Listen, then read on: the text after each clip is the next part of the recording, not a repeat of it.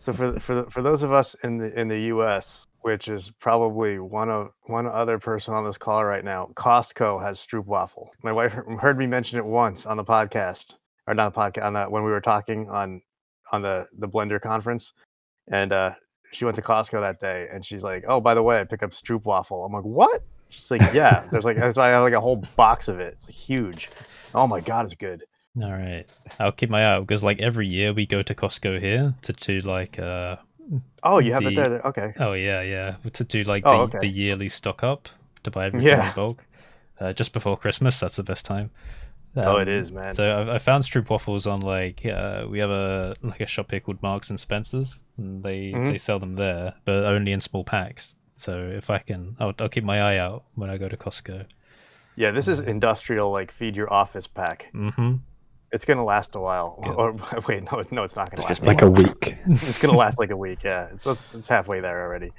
All right, so we do have a new person here today, Paul. Actually, I need to ask, how do I pronounce your last name properly? Like, what's the best way to stagger the last name? So, yeah. Oof. Caggegi. Caggegi. Ah, interesting. Caggegi. So, Yes. Paul, you've been doing Yeah. lots of really cool stuff, especially stylized comic type stuff with Blender. Do you want to just introduce yourself to people? Just tell them who you are and where they can find your content. Yeah, sure. Hi, my name's Paul, and I've been using Blender to make comics or comic-related material for a few years now. And my main area where you could find me is probably YouTube. So you just have to search my name on YouTube, or Blender for Comics would also work. And I created a couple of shader packs that allow you to create comic style material in Blender, and it's nothing too fancy. It's just a couple of node groups, but it's extremely versatile, and there's a lot of usability in them. And recently, I've been sort of messing about with Sketchfab's interface to see if I could actually bake down these textures and actually get something out that is more usable in other programs. I get a lot of requests for stuff like, "Oh, can I do this in Unity or Unreal Engine or whatever they want?" And I was like, I guess. Yeah. Yeah, we get that question a lot, like on any other kind of tutorial for Blender. I remember there was one that I did with Feline Entity, which is actually relevant. We did a collaboration video with them where they had a nice way to do stylized grass, and like the number one comment I got on there was, "This isn't looking right in Unity, like, or Unreal." I'm like, well, it doesn't quite work like that. You can't just move stuff over. But yeah, speaking about Feline, you showed us your a lovely like sci-fi corridor test you did in Sketchfab, and using their outline. I showed it to them and they loved it, by the way. Oh, look, I've got to say that I've seen this inverted. It's called the inverted hull method of rendering line work, which essentially, I'm assuming they know what it means in Blender, where you put a solidify modifier on something, and then through some black magic using backface culling, whenever you turn the object, what appears to be ink strokes.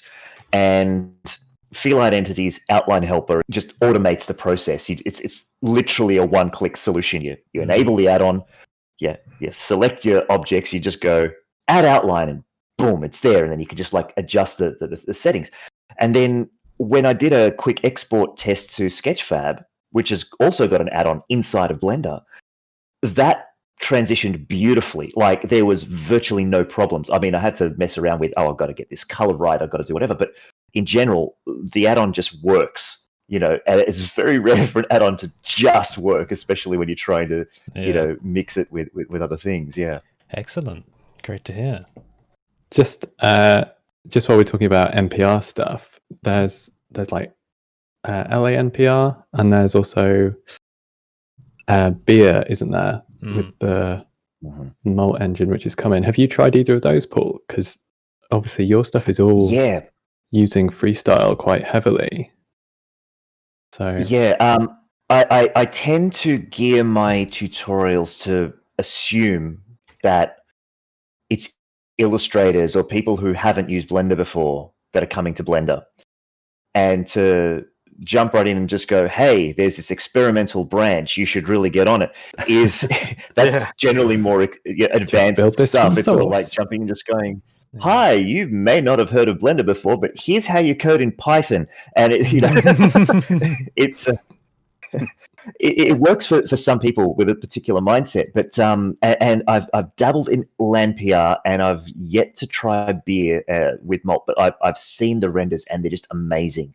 I found like the documentation for LandPR is very thin on the ground, because I know there's just this one developer who's working on it, and the branch is sort of maintained by him, and so you see all the threads on is it what's the big coding Stack Exchange chat thing that I think so, or one of those. Stack Overflow, and you just see everyone.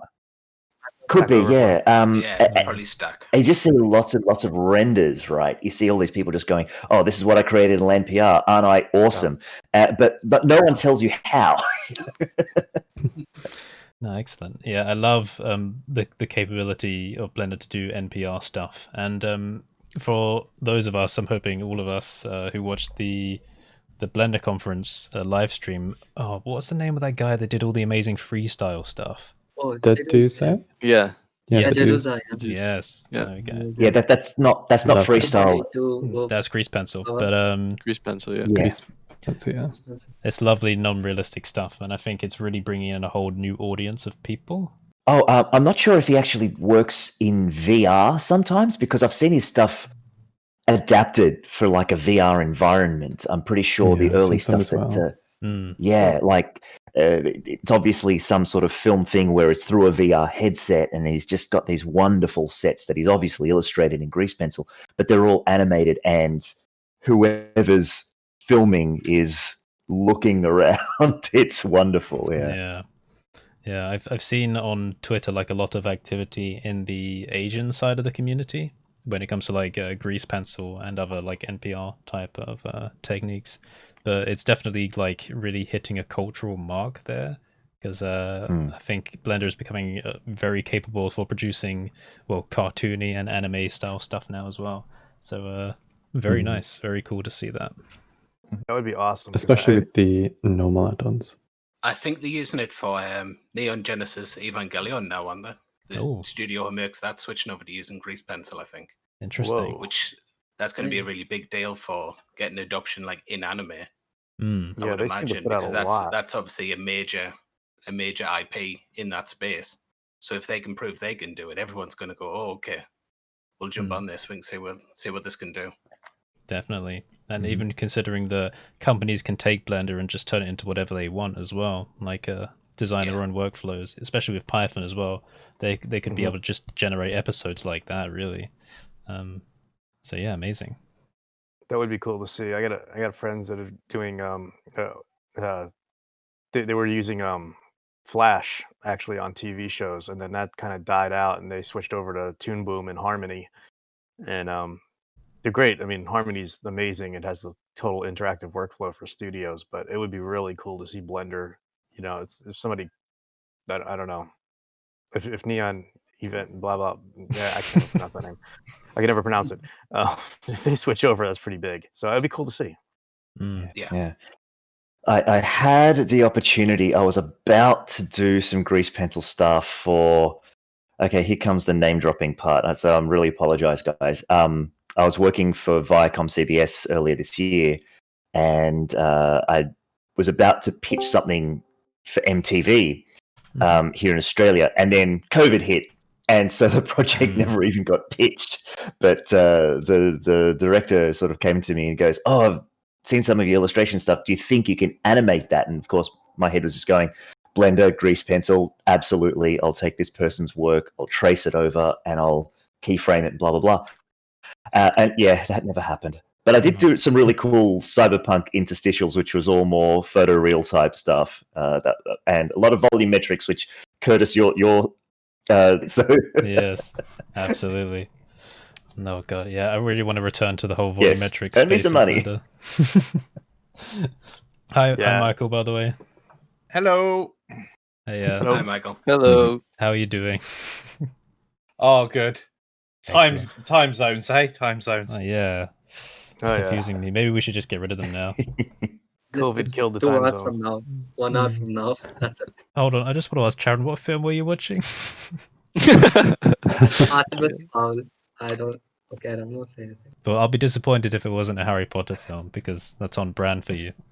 I want to like read all the books again though. I don't know when maybe after November. I'll take some rest from and start reading books. There are lots of prompts, right? You can probably twist some of them to have a bit of a Harry Potter influence, I imagine. I am planning on. Yes, okay, see, I know you. All right, that would be cool to see. But yeah, go on. Let's talk about Nodevember since it's going on. I haven't actually taken a good look through all the prompts yet. So, like, is there any change this year from previous years, or is it just like? Yes, everything has changed. Like most of them has changed. Like it's my wallpaper basically. Nodevember prompts are my laptop wallpaper. One person actually upscaled the image and sent it in Erin server, and I was like, oh, that's good. So let me just make it a wallpaper. So every time I open my laptop, I'll be like, okay, this instead of thinking about today's prompt, I'll be thinking about some other day's prompt. I don't know. Mine just fluctuates every single time. But today, cookie, I started when it was November 1st for me, which was not for many of people. So I got a chance to complete it first, and I didn't post it because no one's gonna see it anyway. So I did a live stream on YouTube where I made the cookie, and it turned out garbage. So I made it once again with help of Gabe. He taught me really good tricks and tips though, so it was amazing. And Erin absolutely aced it. Yeah. That was really Twitter. Amazing, yeah. Turns into a white ball. Ben, are you going to participate in November this year? Yes, I am. Right now, not right now, but I'm working on the cookie using my volume slice method. So it's not using geometry placement or stuff like that, but more of a volumetric method, and it's going quite well. Interesting. Oh, yeah, that'll be interesting. That volume slice method is like that just has like a million legs. Like it just keeps going and going. Like I just see more stuff on Twitter. Was that electric thing you did? Was that the volume slice method too? That was not. That was a hair particle system that was being manipulated by turbulence fields. It's much cool. And a bit more flexible since you don't need to have a ton of alpha layers. But yeah, it's very good. I used it for a little Vine monster a couple years ago. Yeah, it's awesome. I mean, I love your feed because I just keep seeing like new cool stuff coming, and I'm like, dude, I like that. It's like all these like cool effects. The lava thing was really cool, man. I was like, all right. Yeah, I was gonna use the volume slice method for that when I was gonna put up on Gumroad, but the difference between it being true 3D and just a bump map was so minuscule that I just canned it and just had the bump map because it didn't have too much of a difference. Yeah, it was cool. Yeah. I didn't go too deep into that. Were you using paint effects for that, or was that just a moving UV map? Moving UV map, nothing too complicated. Yeah, it just looked great. I mean, and like 90% of this game is like what looks great, right? It's like you can like delve into how it was created and be like, oh my god, it's so simple. But it's like it's the end look that matters. And this stuff looks good, man. I dig it. Yeah, thanks. I hope to do more. Yeah, it's cool. I love how you can just jump onto the Reddit, the Blender subreddit, and the top 3 posts, Ben is always in there. Like, something new he's made. It's just at the top of Reddit. I need to post in there again. I've been focusing more on Twitter since trying to do Gumroad stuff. Yeah, build up the Gumroad. Yeah, I go on Reddit every now and then, like just when I feel like helping people, just like I'll choose like a random post and I'll be like, all right, hey, here's how I would do this, and people are all happy, and then I forget about Reddit for like another month. I'm like, oh yeah, Reddit, and then I was like dropping my video links in there, and I'm like, I gotta go help people first before I start spamming my video links on there. So yeah, I was like, let me just help people. And I haven't dropped a video link in there in a while. I really wanted to get Ben up on Gumroad as soon as possible. So before he did it, I was kind of like kicking him, pestering him to do it. I'm glad I did it. Yeah, it's very good. It won't be like a major income, but it'll be very helpful in the future, especially going into the workforce. Yeah, it's nice to have. So, you kind of want that going into the workforce, man. Like, do it. Thing is, you got to like even extrapolate into the future a bit, because your audience will grow over time. Like, and you've only just started Gumroad. Like, you got to look at the numbers now and think, oh, that's okay. But like, you got to think like years from now, if you've got a larger audience and you want to put something out, it's going to be a lot more effective. So it's like a long-term time investment to start doing these kinds of things now. And it really doesn't take like all of your time and effort. It's it's like the whole analogy about like space travel and exploration. It's like, even if something's like just going like less than the speed of light, it only takes like however many million years to colonize the entire galaxy, right? So but you look back in a million years, go, I'm glad we decided to do it. Yeah, if you like start colonization early. Yeah. Yeah, it's worth doing that sort of stuff though, because it all builds up as well. Like, I see all these comments from people saying, "Oh, I don't think I'm going to enable monetization on videos until I hit some arbitrary point." And it's like, why? Like, even if it's only a little bit of money, it's still money coming in. Like, I saw a post the other day where this guy was like, "Oh, I'm going to enable monetization when I'm getting like 500,000 views a month," and I'm like, "Well, that's all those months though, where you're getting like 400,000 or 300,000." That's still money. If you're trying to do this for a job, like, it makes no sense to turn that down. It's true. If you want to do this for a job, I would love to do this for a job. This would be so cool, but we don't have healthcare in the United States. I have to be tied to a job until that's a problem. Oh, dear. Until hopefully something changes. But I'm not going down that road. But yeah, it would be awesome. Just turn it on. I was like, was it Daniel Kraft? He's not on here today.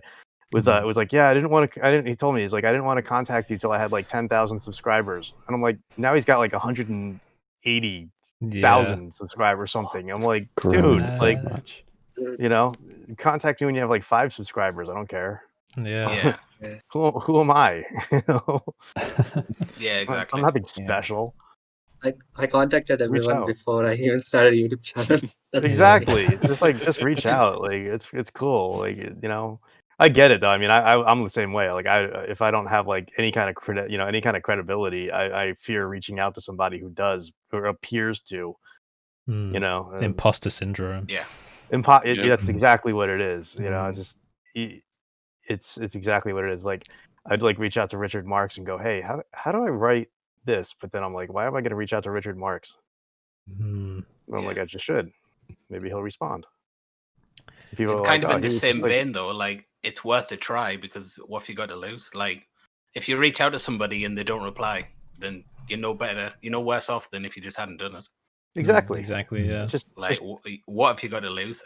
You very much doubt that you're going to get an email back from someone where they're just outraged that you had the audacity to contact them. It's not going to happen. You're not going to. Yeah. You're not going to be like. I think that a lot of people are like that when they meet like their idols or whatever as well, and they're like, "Oh, I don't want to disappoint this person or something." Like, that's not going to happen. If they're really famous, they meet people all the time. They don't care. Yeah, exactly. The same thing happened recently to me. Like, I wasn't actually reaching out, but then I just put a comment under Rohan Dalby, a really good teacher in Houdini.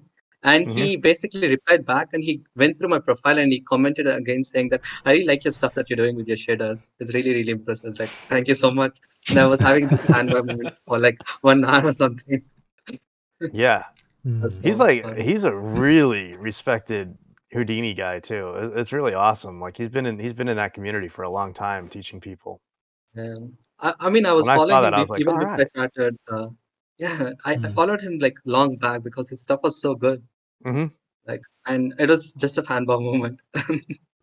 Yes, it reminds me. I had a Greek friend that lives in America, but they emailed Gabe Newell from Valve. They like found his email and just wanted to ask him a question, and he got a response in not that much time. Like, I'm pretty sure his email is just Gabe@Valve, isn't it? Yeah, it's something really basic. It's not a hard one to find. It's not like hidden. But he got a response, and I was like, yeah, well, like these people, they don't exist on like some other plane of existence that requires like all these other barriers. Like, I know, just people. They're just That's people. really cool. They're people, going through the same stuff we are. Everyone just reach out. Yeah, the other day, me and Sharon had a look through our DMs for like the first messages. It was quite funny. Sharon found it funny because now we're friends and it's really casual. But just looking back at it, it's like hi Curtis, do you, I'm doing this thing for my school. Do you and I need some advice. Oh. Yeah, no, it was cool. Yeah, do you like me? Yes or no? Dakota, Yeah. can I just say it looks like you're about to record the best album of 2020. Yeah, I'm about to drop something. Oh, it does. It's so funny. Nice. I need to play with the color balance on this. I look very sickly. I don't know why I look so green. I look green here as well. I'm not sure what's living with it. Do you guys have fluorescent lights in there, or is it just that's weird? I've got an enormous photography light just bounced off the wall. Nothing else. Yeah, that's weird. That shouldn't be given a green cast at all. Yeah, I think it's just the color balance on the camera. Yeah. I think the white balance on my camera is a bit weird because during the day, because I did some recording earlier, when I do it, man, I just look orange, like someone's rubbed orange peel all over me. But then when it gets to the evening, it looks a lot better, and I don't know why. And I can't figure it out. I played around with the settings, but I don't understand it.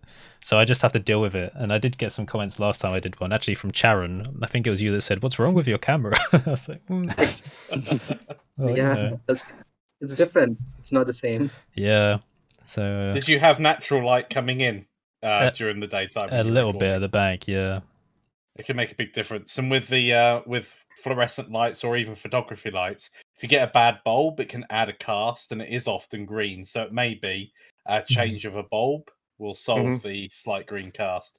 Yeah, interesting. It's much easier to get the lighting right than to try and correct it later on with either color balance or anything else. Yeah, I was trying to add a bit because it was dark as well. I was adding a bit of gamma but this section of the PC here, because it's pure black on the camera, you start getting all this weird banding issue when you try and up the thing, and I was like, oh damn it, this is too frustrating now. The downside of 8-bit color. Yeah. But when we move out, I'll be able to construct a good artificial zone for all of this. I saw an article recently that shows you if you've got a DSLR or something like that, it says how to hack your DSLR to be a webcam, and I thought, you know what? I'm going to try that. I look better on a 40mm lens with nice blurry background. It won't be so stroby. I'll actually look cool. And because I just like to record everything once, Yeah. And so I don't know who else uses OBS or one of those sort of screen capture things. But some of the recent updates is I can just switch from webcam to desktop just on the fly. And so I can be in Blender and I can just go, hey, everyone, blah, blah, blah. I'll be looking at the camera and then just jump over to my desktop. And if I could do that with a webcam that makes me look, shit hot, that would be awesome. Yeah. You mean like this? Yes. Yeah. Oh, you're doing it? Awesome. I can do this to a whole other level because I can make things appear on the screen that you guys can't see, but the other people I'm watching will. I think I've been a victim of that. Maybe one day for a laugh I'll get little fake mustaches and glasses and just put them over your faces and you have no idea. Yeah. No. Happy Halloween. I'd have to watch BlenderNest to figure it out. Yeah. Then we'll start doing something to you, Curtis. Well, I guess I'll just have to keep recording the episodes then. Yeah, I have one of the guys in the office when we were working in the office before COVID. We, for years, would just go around with his camera, like he's with his phone, he's looking at stuff on his phone, but he's taking pictures of people's faces, and then you realize he's going into After Effects and he's comping us onto all kinds of crazy stuff. So he was deep faking before it was a thing. Yeah, exactly. Yeah, he was. He actually there was an episode of Game of Thrones or something. He had I don't know, one of his friends gave it to him or something. So he's like, hey, you guys got to watch this. This is really early on in Game of Thrones before it became super popular. So he like gave it to us on like a flash drive. He's like, "You got to watch this." So like, I'm at home and I'm like watching this thing, and it's Game of Thrones, and it's this episode, and like something really cool happens, and like there I walk across the screen holding a coffee mug. I'm like, what the? My wife's like, "What the? How'd you go?" Like, I That's was gonna say we do face cams on our Discord server sometimes, and take little like screenshots of the faces for a laugh. So there was a funny one where I think Sharon, you were like blowing your face up with like was it like an OBS effect or something, and then he laughed. So he had like this huge mouth. So I took a screenshot, and I haven't made it an emote yet, but I want to. No. That's actually so funny. Actually. Yeah. Don't give it to him. He'll actually make it, you know. Yeah. But I love emotes on Discord. There's a lot of emojis though, yeah. We made Penny one, like the new puppy coming, Penny. Oh yeah. Do you see the Halloween picture I put in on the server? Yeah, it's awesome. Yeah. Oh yeah, that was a surprise. Adorable. We didn't know the breeder was going to do that, but then she did. It's very sweet. I need to show it on the screen now.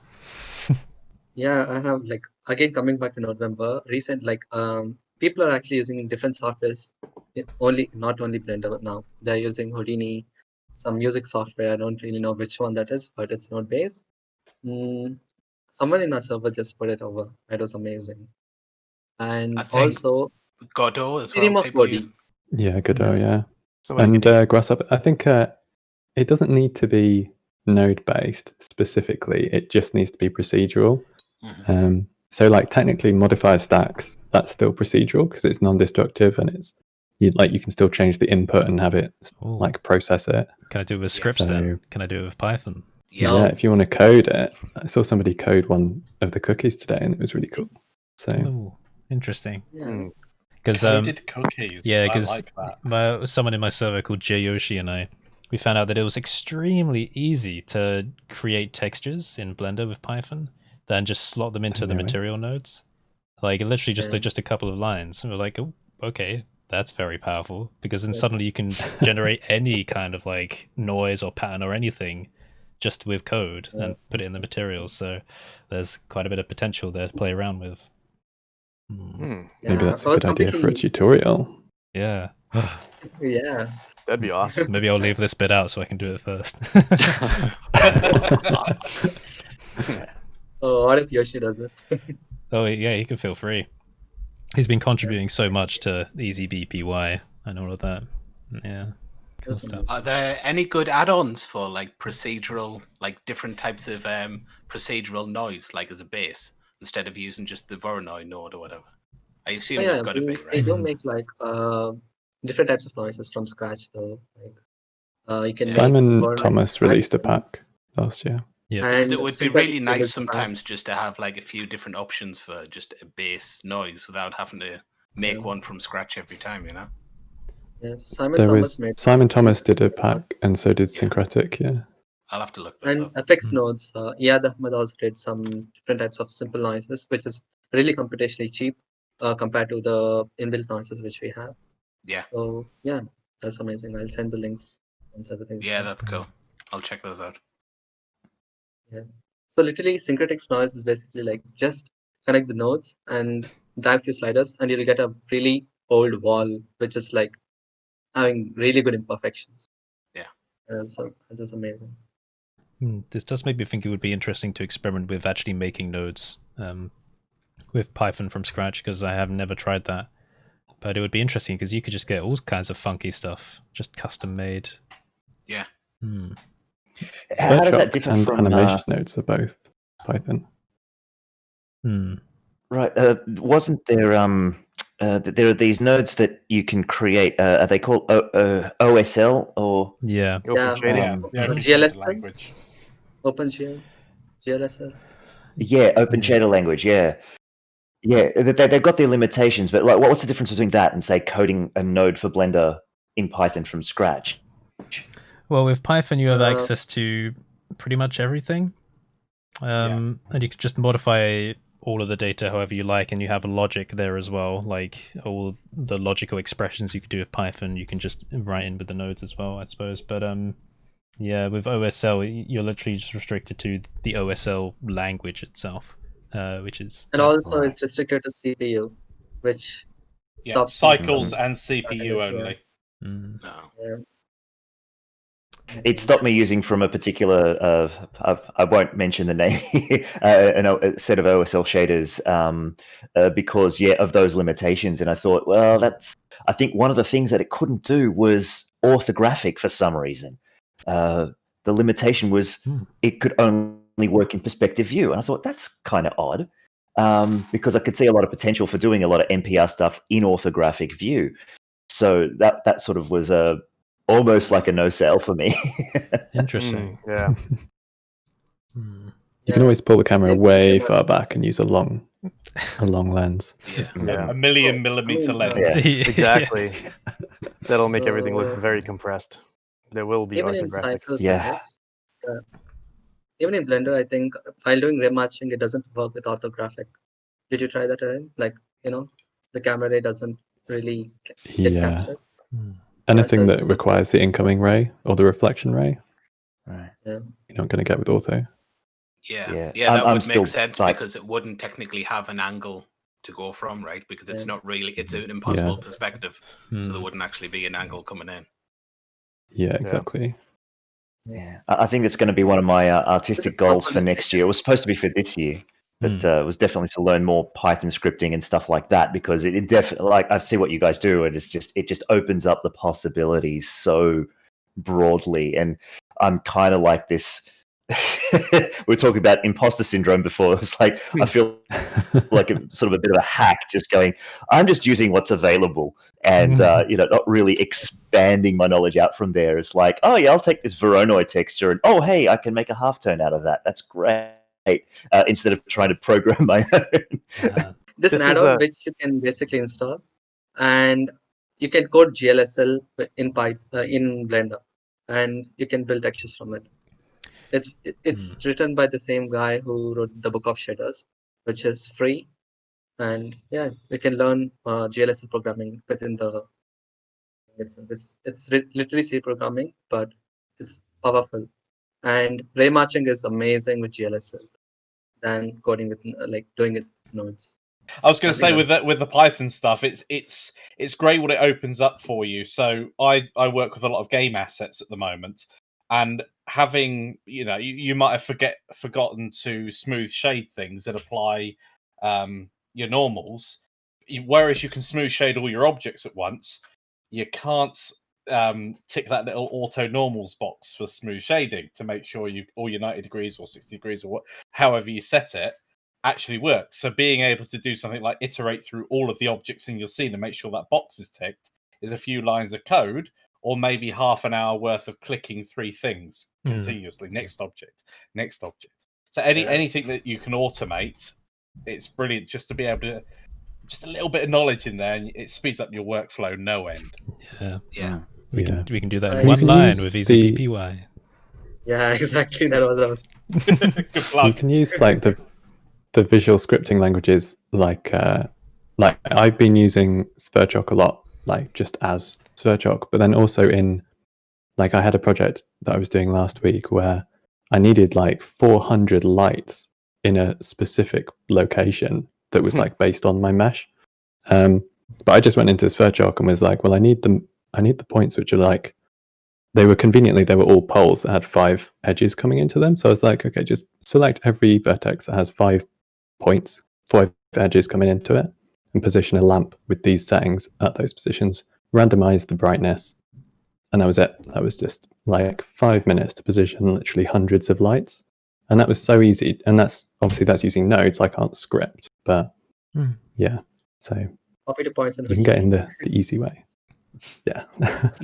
There's so much to play with. I really do want to sit down with Sverchok, but like every time I think, I'll put out a video and then I've got time, something else comes around, and right now it's Nodevember. So Nodevember and Sverchok? Maybe, yeah, but I guess this is the month that would probably be the most optimal opportunity for me to maximize my material node learning, I suppose. So maybe I'll just ask Charon to sit down with me and give me a crash course every day. Just join my live stream. I think I'm going to have to jump onto this Nodevember thing. Yeah, I'm definitely going to have to jump on. I mean, Yeah, definitely. Like I'd probably apply my own shaders to it just to see what I can do. But like I've got a bunch of stuff lined up that I've got to release on Patreon next month, and I've given myself the stupid task of doing 2 speed paints a month. And so I'm like polling my Patreons to see what they want me to draw, and then I'll release 2 that are completely done in grease pencil. And it's getting more sophisticated in terms of effects and layers and all that sort of stuff. But I'd love to sort of take a look at some of those prompts. I was looking at them earlier; they look great, and just say, "Oh yeah, look, you know what? I'm going to take a cookie and I'm going to see if I can do this in like a comic style or something like that." Yeah, that'd be cool. Yeah. Somebody made Cookie Monster. My current cookie It was really looks cool. gross. But we're getting there. I posted it in the chat. I wouldn't eat that. I wouldn't let any of you eat it, but we'll get there. Don't worry. Like I've seen all range of results so far, from amazing to unrecognizable. So don't worry about it. For the first half hour, it just looked like a loaf of bread until I figured out how to continue. You know what? I've had cookies that look just like that. They're like make your own cookies, and you kind of smush them down, and then just cook them in the oven, and they turn out roughly like that. Yeah. So you're spot on. Super realistic. That's the one. That's the one. You know how people make like anything out of cake? Like they recreate people out of cake, and it looks amazing and realistic. Yeah. Well, just make something completely different and say it's a cookie, right? Like they won't know. Yep, that's a cookie. Oh man, we should have our version of Nailed It. You know. Oh yeah. Yeah. Nailed it. Nailed it. Yeah. When I saw November a couple of years back, I that's what really got me into anything procedural. I was like, this is I haven't started yet, and I've got a few hours left of the day before the cookie's gone. Yes. Yeah, I thought. I mean, like the day's gone. My computer's rendering right now for my next tutorial because it's again been like 10 days since I released a video. So I'm like, yes. Need a render farm. I think I won't make a video this month. I'll just keep streaming on YouTube. I think that's also consistent, right? Is it? Yeah, I think that's fine. I've spent the last week starting and then cancelling different videos. Yeah. Like I was determined to have another one up by the end of the month, and I keep getting like 10 hours into a video and going, okay, this sucks. Or I'm gonna have to wait until I've got a better graphics card because this is gonna take forever to render. So I have just ordered a new graphics card, but I think that's not going to come till the end of next month. Whoa, it was supposed to be next day delivery, and this screwed me over. The bastard screwed us on it. It was like, oh yeah, it's not going to be next day. It might be next month. And I was like, that's not really the same, is it? Thanks. What's that all about? Rough. I curse NVIDIA, man. I love NVIDIA. I think I spend more time rehearsing videos. Yeah. Oh, yeah. No, I spend more time in rehearsal than I do recording because I try to record all in one hit. But there's been occasions where I've just gone through it and just gone, and sometimes you're working and you just go, oh yeah, that's actually faster. And so like you just go, okay, scratch the last 2 hours I just recorded. I'm just going to do this shortcut, and that'll bring the time right down. Yeah, I do that a lot. Because a lot of my videos are kind of not really a tutorial. It's just, here's the thing I made and this is how I made it. A lot of the time I just won't be recording because some of those videos take like 20, 30 hours of recording. And it's a lot of like trying something, doing it again, like, oh, this sucks, do it again. So a lot of the time I'll finish something and then I'll have to completely recreate the entire thing again just for the video. And a lot of the time the version you see at the end of the video isn't actually the one you saw getting created. Because that's the better one that I actually spent the time on. I'll just do a quick like knock-up of, oh yeah, and then this is how I made this. And it's not really. It's like, that's the crappy version that I've done again. Yeah. That's exactly what it's like creating a course, because you kind of have an idea of what you want to make, so you make it. And then you try and work out the best procedure to get there, because during the creation of it, you went all over the map, not in one straight line. Exactly. And then you kind of start recording, and then you realize, because you're really conscious about what you're doing, you're like, oh no. It's almost like you have to do the same process 3 times minimum to get to an end result. It can be very frustrating, and especially if midway through you get an aha moment or learn about a new feature in Blender, like the manifold extrude you can now do in 2.9, and that comes along and you're like, everything that I've just taught is useless because I can just use manifold extrude. Done.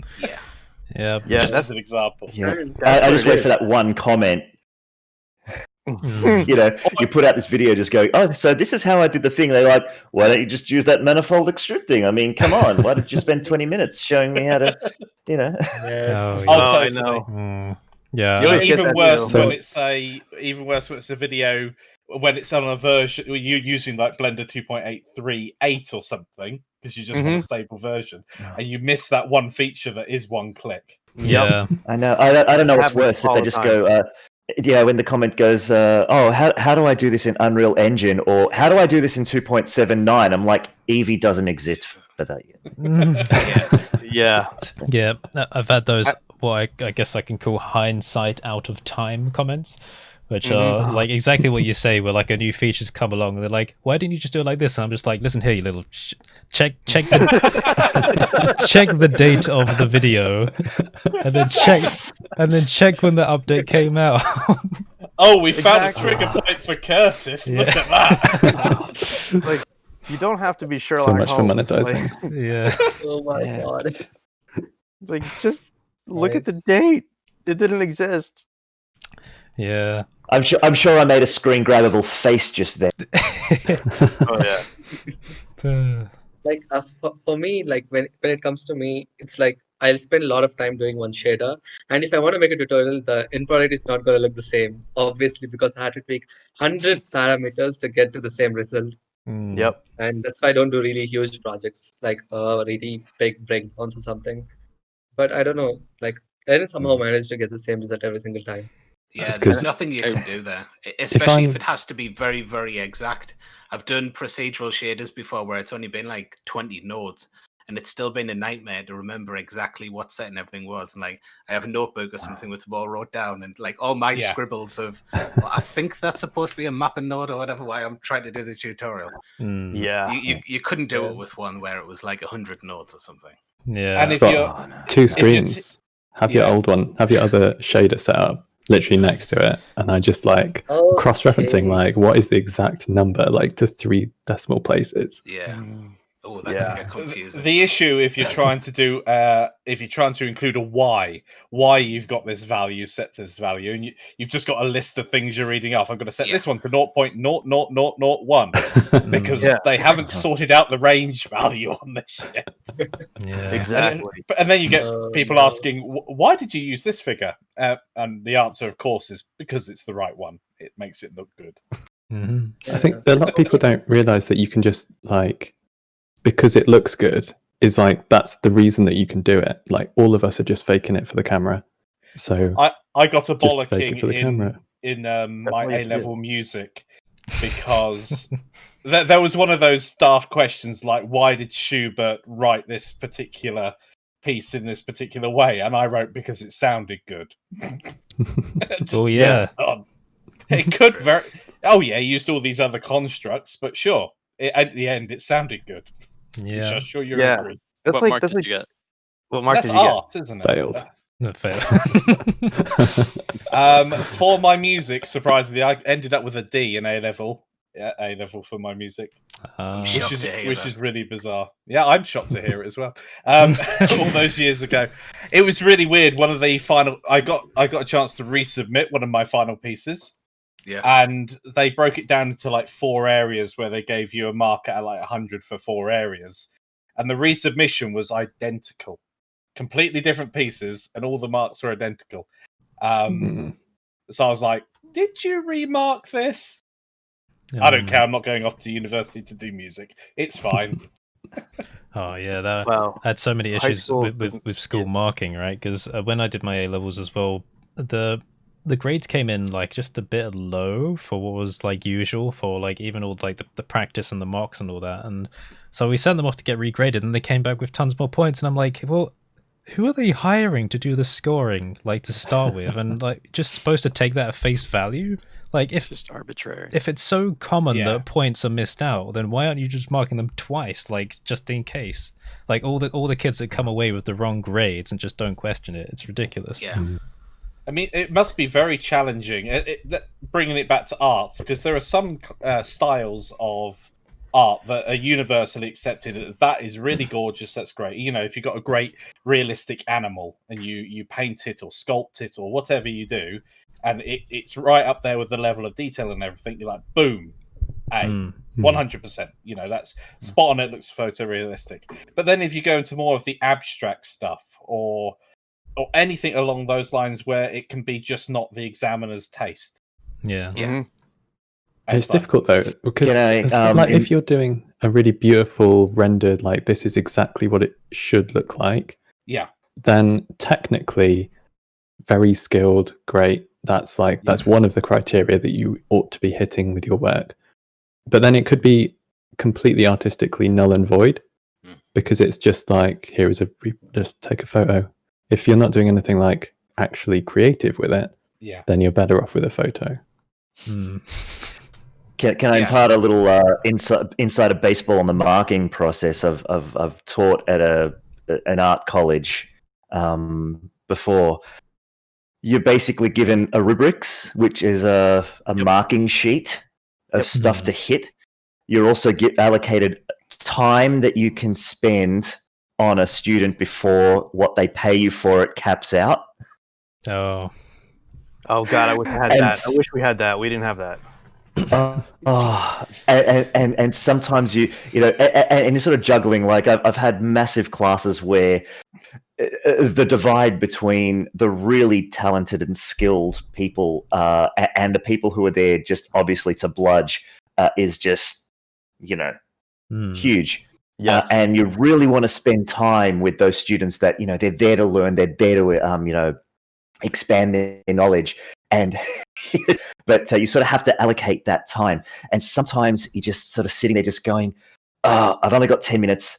I've just got to see if it hits the rubrics. Do they hit this for the HD? Do they hit this for the fail? Do they whatever? And then you're just ticking the boxes. And it's all done online. And then the rubric sort of works out the mark for you. And you're like, oh, okay, so that's a D for that person. All right. And you got a little leeway. But the school will just generally pull you up on it and just go, okay, all the marks are in. Now they got to fit this curve. And it's just this process that is, it just throws any artistic or subjectivity out the window. And it's really rough that way. Yeah. I have an issue with grading overall. It's just strange. Just for any subject, really. I mean, okay, I guess like maybe mathematics. It's like it's very data oriented. Like something can either be right or wrong. So I guess you can grade things easily that way. But even with things that are even slightly open to interpretation, like history or stuff like that, if you're writing an essay about something, if you have an opinion about a historical fact, then they can mark that opinion as wrong depending on like the grading thing. So I don't know, it really depends. That's what they do.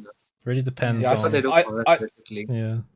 I would have certainly benefited, I think, from a portfolio orientated sort of curriculum where you're encouraged to make multiple things, many iterations of things, rather than focus on one big project for your year. And I think that would have been a much better approach and a much more realistic approach, because if you were going from college into university into a job, or maybe skipping one of those processes, portfolio matters massively. If you don't have that portfolio, then what are you going to go along to the job opportunity with? You know, or if you're trying to get yourself hired as a freelance, you know, a game studio or something along those lines, you want to go to the game studio with artwork that matches their style that they want to do. Obviously, having something hyper realistic and going to work at Blizzard probably wouldn't work too well, and vice versa. It's from the freelance point of view, it's you've got to have a range of stuff, and you have to be almost ready to, at a moment's notice, select 2 or 3 pieces and just go, oh, you need stuff in this style. I can service that, unless you know your point of contact for that particular job, because I've actually landed jobs with absolutely nothing in my portfolio that says, hey, I can do this. But it's been on the say-so of my point of contact. They say, oh, yes, no, he's done this stuff in the past or whatever. Yeah, you sort of have to have that ready to go, especially if you're going in cold. Yeah, that's the toughest part too. And you have to have the confidence that you can do it. It's just, it's a tough, oof, yeah. Yeah, if you're I not mean, for used companies, to... most of the time they'll hire you if you can sit down in their pipeline, if you can fit on day one into their pipeline without a whole lot of hand holding, and you're cool, you're not a jerk, and you don't smell like it's bad. Okay, you can probably get the job. You know, if your stuff is good enough, if they know that they could sit you in the pipeline and you could start producing for the show, great. You know, we've hired people like you can sit down, you can do the job, great, you're in. You know, you're perfect. But freelancing, yeah, you're right, man. That's like you're like jack of all trades when you're freelancing, and then your point of contact could often embellish too, and then you're like, oh my god, I've never done that, and you got to like step up and do it really well. Yeah, I have a question. Yep. So I saw a thread on Twitter this might have been like 2 weeks ago now. Long story short, somebody was saying something along the lines of, why is it that every time I go and I visit somebody's portfolio, it's either furniture, guns, or furniture and guns? And so I thought that was pretty interesting. And some of the sort of conversation that was coming up was that people often don't know, as we were just saying earlier, like what sort of jobs you might be applying for. So if somebody was watching this podcast and they're wondering what to include in their portfolio, what would be your advice or your take on what they should add to the portfolio, as opposed to just trying to pigeonhole themselves specifically into one art style, unless maybe that's what they're going for. Yeah, it depends on what they want to do in the future, like where they want to work. Like if they were going to work in a game company or something, like if they have some goal or something, they have to adapt the style of the company, and then that's what they look for, right?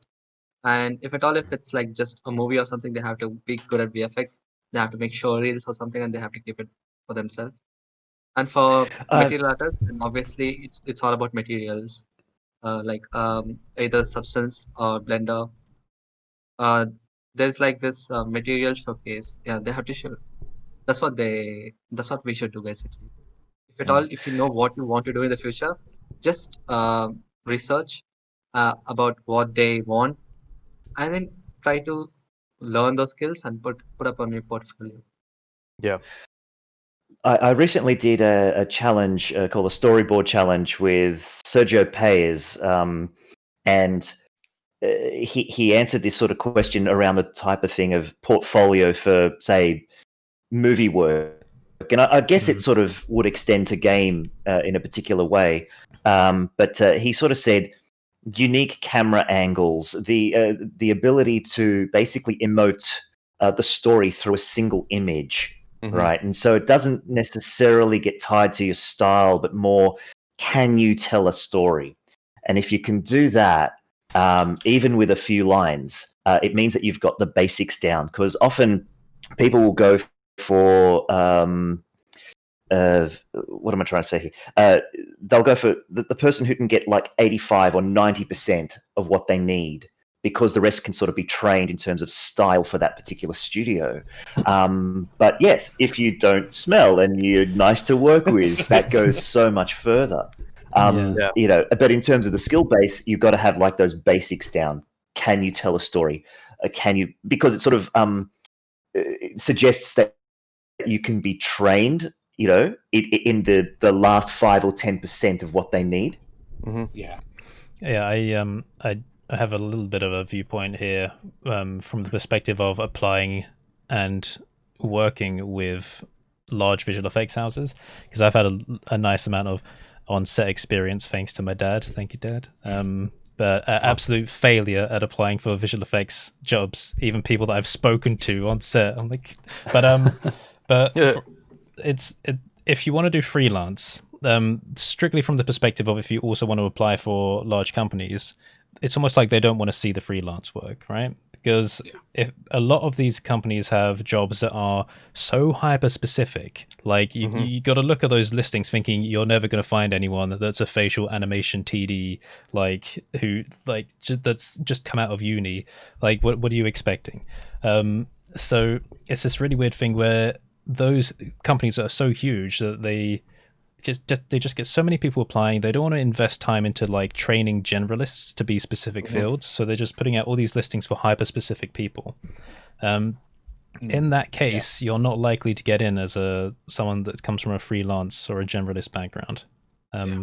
But that's a really tough choice to make in terms of like a lifestyle, because if you really want to go for that job, you're like almost so expendable, because you would have spent like years just practicing for this one thing, like facial animation, and then one day someone comes along with some kick-ass new AI tech and just makes you redundant, right? Exactly. So it's a really rough gig to play. But another element of that is like university, because like a lot of universities have agreements with visual effects houses to like take people on or do like a year in industry or things like that, or even guarantee runner positions. Because if you want to get in and you don't know what you want to do, then a runner position is usually the best way to do it. But the thing about that is that if you haven't gone to uni for that, then you're likely to get filtered out in the selection process for like interviews. Because those visual effects houses have forms that you fill out now, and then using that data they can filter people out. And I guess part of that is because if you come through uni, they're almost guaranteed that person coming in has been basically filtered through uni, that they care enough that they probably relatively understand the procedure, even if they don't have any motivation and they've just done it because their parents forced them to do it or whatever. But comparing that to someone that's self-taught, like you have to spend more time talking to someone that's self-taught and completely independent to figure out what they're like and figure out what they understand. Even if they're amazing and have like this incredible skill set, I think from the perspective of like the industry that's just churning people in and out, if you've seen the sizes of those visual effects credits on films, they're just bringing people on and off and on and off. You're just expendable, really. That kind of machine doesn't care about your individuality so much. So like that's why I guess I say to people that if you're interested in multiple things, look for smaller companies, not these huge ones, like not the McDonald's of visual effects and game creation. Go for like the more personal, smaller ones, the kind of the companies that have people that are interested in who you are. Like, so yeah, that's my advice. You're one thing that I've sorry. Okay. I was just going to say that I actually hooked up with an agency a few years ago, and what's really good about being represented by an agency is that now it's semi-automated in that you can have a show reel or a portfolio, but the page that they set up for you can be searchable by various skills. So whether it's software or skills that you have, we don't just put that we're proficient in Blender. We also put that we're proficient in After Effects, Photoshop, illustration, Python, whatever. And so through an agency, people will jump onto the agency portal and then they'll type in, need a Python scripter. And then Curtis, you might come up. Even though you've got all these other skills, that's the particular skill that they're after. And that's the job that they will sort of funnel through to you. Yeah. And I'm not sure what it's like in other where all of the other countries where you guys are from. I'm with a particular agency that's fairly big. It's been around for many decades, and they do screen a lot. So you definitely have to go through that screening process. But if you get on one of those pages, it's well worth it. And you can always, it's dynamic. You can always upgrade your skills or say, oh, now I'm good at this. Or if suddenly Flash, the program that just wouldn't die, suddenly dies and becomes redundant, you can just swap that out with, I know After Effects, and so maybe some of those skills can be ported to that. And so there are sort of, it's a great time to sort of be a freelancer from that perspective when pages that people can use as portals exist, I guess. Yeah. I think a lot of people who are still students or are coming into this industry, they especially if they're coming in from other industries to this, and you're thinking like, well, I'm expecting to get a job in a studio long term, like career kind of job. That's not the reality for most people in animation and CG. Like, you're going to be a freelancer. It's quite unlikely that you're going to be actually getting a seat in a studio for the next 10 years. You might be in for 6 months if you're like on a big project, but then at the end of that 6 months, you're going to be looking for work again. Yep. And like going through an agency is a really solid way to do it, as long as you can offset the cut that they take by getting the more work. Yeah, it's 10% usually, right? So it's like but as long as you get 10% more work. 10%, but for a volume of stable work, it's so worth paying that 10%. It really is. I mean, if they can help you get solid booking, great, because you're not out looking, and surfing around. And then it comes down to, where do you live? Do you live in a place with a lot of production? Because like the major cities have production, but if you're out in the middle of nowhere, it's like it's harder. I mean, maybe not now because we've gone virtual, but I don't know how long that'll last before people want people coming back into the office. I don't know if this is a semi-permanent thing or if this is going away. I don't have that crystal ball, but being closer to where the jobs are certainly helps as well. So if you're looking for visual effects work, Los Angeles, Vancouver, Montreal, New York, London, those are the places you want to be. Yeah. While you're at because those places are super expensive to live in too. So you got to be constantly booked to survive, to put food on the table. It's difficult. Yeah, and also the rate that an agency charges is often offset with, okay, how much are you going to charge yourself? Okay, so let's just ballpark figure. Let's say, this is a completely arbitrary number. You charge $100 a day on your own. All right, no one's going to charge. That's unrealistic. But then the agency comes along and says, we can hire you out for $200 a day, but we're going to take 10%. You're $80 a day up, from what you could charge. And so that difference is huge for a freelancer. Yeah, and you're also borrowing the agency's authority. So you're that 80% up is 80% you're borrowing from their authority. So yeah, if you're really good and you can do it, great, man, because you just bumped your wages up tremendously just by borrowing the authority of that agency, right? So that's worth gold right there. So that 10% is nothing. You're also slightly protected. Yeah. In an agency, if they've got work to you and your client is being awful and saying these really unrealistic goals, then you can go back to your client through the agency and they can put their legal team on it, or they can put their whatever. Like, you've got a little bit more of a buffer in that instance. Yeah, it's harder to get ripped off with an agency as well, because they already have a good handle on how much this firm pays.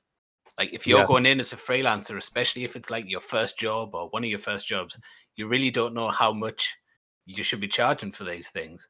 And I've seen loads of artists over the years say, like, oh, how much should I charge for a job? And they always get the answer like, well, work out how much your living costs are and stuff. And it's like, that's not really a helpful answer. Like, I need a number here. Give us a ballpark sort of thing.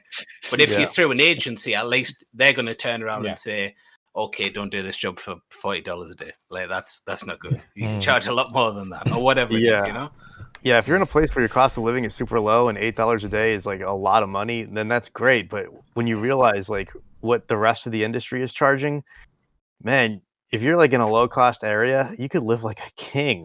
Yeah. Like you're just, I mean, it's one thing to like compete with the world, especially if you're in a low cost of living area where you can do that and you could still live really well. But realizing that those rates, you're really undercutting yourself. You could get a lot more money. Like this stuff is expensive, and it's expensive for a reason. Yeah, the suits want to cut it out. They want to cut it down to like the lowest common denominator. But I always said as a joke on this podcast that my rate is directly tied to my sub count.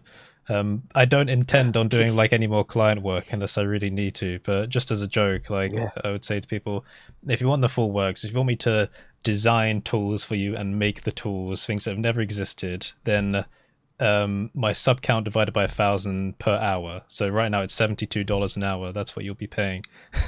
So like as that grows up, that's gonna get bigger.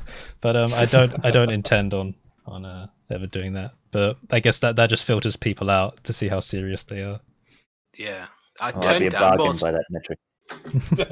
Yeah, I turned down most freelance work. Really, yeah. Like it's weird. I've got this YouTube channel about being a VFX artist. I don't actually do much VFX work apart from for the channel. Like that is my job now. Like it's a bit of a strange situation. But I get emails all the time offering us work just because of the channel, mostly. And obviously, I still do some 2-day stuff because that was my job before, like doing concept art. But I always think like it's just such a time sink. Like I was asked recently to do like an independent movie, to do a huge effects shot, which would normally be a team of people, to do it by myself. And they did have the budget to pay for it, but it's like that's 3 months where I'm just going to have to neglect the channel completely and neglect everything else. Yep. And the problem is if you take on too many of those sorts of jobs, then those jobs dry up. Yep. Because I'm only getting those offers because of the channel in the first place. So like, you know, you're shooting yourself in the foot a bit. So it's hard to balance those things. That right there is the key. I've noticed that in myself because I've taken on. I took on a few projects that are really cool and I love them and the people I'm working with are great. I would take it again if I had the chance. Yeah. But the issue is that the channel does kind of suffer for it because I haven't put enough back into the channel that I've slowed down. I haven't stagnated. I'm still growing. But I'm not growing at the rate I could be if I were just, focused on, making videos and putting stuff out there and creating products. I still haven't sold a thing yet. I have not sold one thing related to 3D yet. I mean, I've sold I've been an affiliate with Udemy and everything, but I haven't created a course. And I keep threatening I'm going to create this course on Houdini or a course on Blender and I just haven't done it yet because I've been freelancing and I realized I fell into that freelance thing because I like the projects. Yeah. And the people are cool and it's paying, and when you got a family, it's hard because you got to all right, freelance is the money comes in now. Like you could say, okay, I want a third up front, a third, halfway through and a third at the end or something, right? You can work that out and you're getting that money. That money comes directly in. When you're building a course, you're like, yeah, I think it's going to sell. I mean, it should. I mean,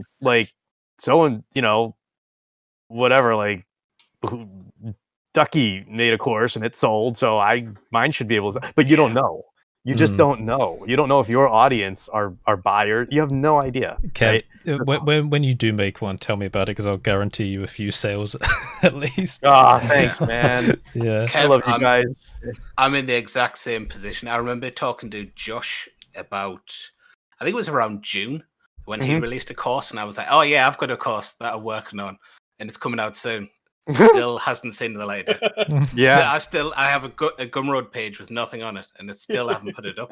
And I keep coming back to it, and like I was saying earlier with videos, and okay, I'm gonna I've learned more stuff now, or I'm gonna redo this, or I did one course that was on procedural textures, and then I found out that Substance Painter has almost an identical course in Substance, texturing the exact same asset. Oh, so wow. I was like, that's not going to work. I'm not doing that because it just looks like I've ripped off their course now. So all that work got pissed away. Yeah. But, what can you do? But I am going to have to get something released eventually because I'm the same. I keep threatening to do it. I can genuinely tell you about courses that they are. It's just shot in the dark sometimes. You can release a course and it does incredibly well. You can release exactly the same course a month later and you just didn't get the right audience, or you didn't take the right. There's so many different factors, and you're just like, do I appeal to beginners? That's always a big one because that's a bigger market. But then you end up with people calling out for intermediate content because I know the market's pretty saturated with beginner content, not only on YouTube, but on other learning platforms as well. So you end up being another drop in a very big ocean. And if you've already got a course out there that's there are several places where you've got hubs of developers or course houses, or call them that pump out courses. Yeah. They've already cornered a big chunk of the market, and it's one of those things. Just like if you're shopping on Amazon, do you buy the thing that's got 500 5-star reviews, or do you buy the thing that's got 10 5-star reviews? They are not equal to one another, even though the content on the smaller one or the larger one might be better than one another. You just don't know. But most gut instincts, especially on a platform like Udemy, where everything's discounted to $10 anyway, everything's $10, so I'll take the one that's 5 stars and 30,000 reviews than 5 stars and 1,000 reviews. It's not a level playing field at all. Yeah, you're right. And that's where I think audience comes in, but and knowing your audience, because if you build an audience, you have a base. At least you think you have a base. You don't know until you test stuff on them, to see if they like it and they value your stuff enough to put their money down. Because I mean, if they're voting with money, that means they really like you. So, but you don't know until you do it, right? Yeah. I restructured the products I had on Gumroad because I actually took Curtis's model of having like a light version and then a full version. And the light version will be, have enough features that you could just perfectly text your stuff procedurally with the light version. But then the full version just added a few more things that really expanded it. And it's definitely had an impact where I've gotten comments like, oh, downloaded the light version, really loved it, ended up buying the full version. Yeah. That sort of lead-in sort of thing really works well in certain areas, of course. Yeah. Yeah, I've done like every possible type of like marketing with the products. I've tried giving everything away for free, giving lots of stuff away for $1, and then actually giving things appropriate prices, doing one versions, doing free versions and paid versions. And yeah, so it's been really interesting seeing how the audience reacts. The one thing that is interesting is that on free stuff, when you have too much value for something free, people tend to give donations. When you do a free and a paid version, people tend to donate much less on the free version because they think, well, I don't need to give money because there's a paid version there, so it doesn't make sense for me to donate. Which is understandable. But yeah, it really does depend on the type of audience that you have. Really, it's not the number of subscribers you have, it's the actual subscribers that you have, like their value, how much they as individuals contribute to the audience. Because you could have 99,000 people that have absolutely no interest in buying anything, and like 1,000 people that do. So yeah, it ends up coming down to a numbers game, doesn't it? It's always like, okay, if you sort of say 1% is going to go into a sale, then okay, that could be 10 people out of 1,000 subscribers. But if you've got 1 million subscribers, it upscales. And so obviously the game is get more subscribers so that percentage cut becomes larger in terms of real world value. It's very naive, very simplistic way of putting it. But sometimes that sort of model is a general good, touchstone or just a basic way of thinking of it. Yeah, I do use that 1% model when I'm kind of imagining things. Well, I think, if I can get 1% of the subscriber base to have a look at this, then maybe 1% of that 1% will actually buy it, and then like kind of like visual, like just keep going down the pyramid, really. Yeah, that 1% you end up with like, $700. Like, wow. But it is a numbers game. It really is. Although, when I used to like, if you like email marketing and you build like a big email marketing list in like any niche out there, right? You can have like the vanity metrics of like saying I have 100,000 people on my mailing list, right? And that's great. But if you have like 100,000 people and 2 of those are buyers, then your mailing list is in essence worthless as a commercial entity, right?